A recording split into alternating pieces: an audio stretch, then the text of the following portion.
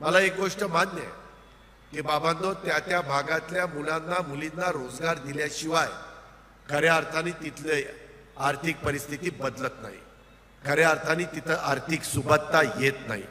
आणि म्हणून मागे आम्ही बाबा आत्रामच्या आग्रहाखातर लॉयड्स कंपनी आणली आणि ती कंपनी कोणसरी आपल्याच गडचिरोली जिल्ह्यातला तो भाग, त्या भागामध्ये खूप मोठे खनिज सापडलेलं आहे।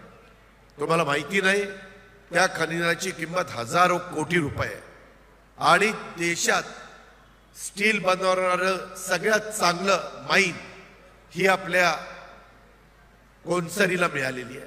तिथं 20,000 कोटी रुपयाचा तिथले प्रभाकरन म्हणून मालक आहेत, ते त्या ठिकाणी प्लांट टाकतायत।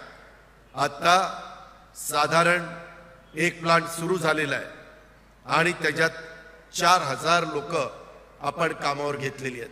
आम्ही आज सगळ्यांना सांगतोय, सुरजागड इस्पातवाल्याला सांगितलं, लॉयड्सवाल्याला सांगितलं की स्थानिकांना काम द्या।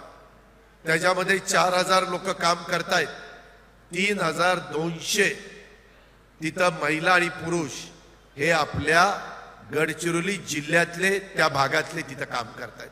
मी स्वतः तिथं गेलो होतो। आपल्या मोठ्या मोठ्या वोल्वो ट्रक आपल्या मुली चालवतात, आदिवासी समाजाच्या मुली चालवतात, पगार त्यांना चांगले आहेत।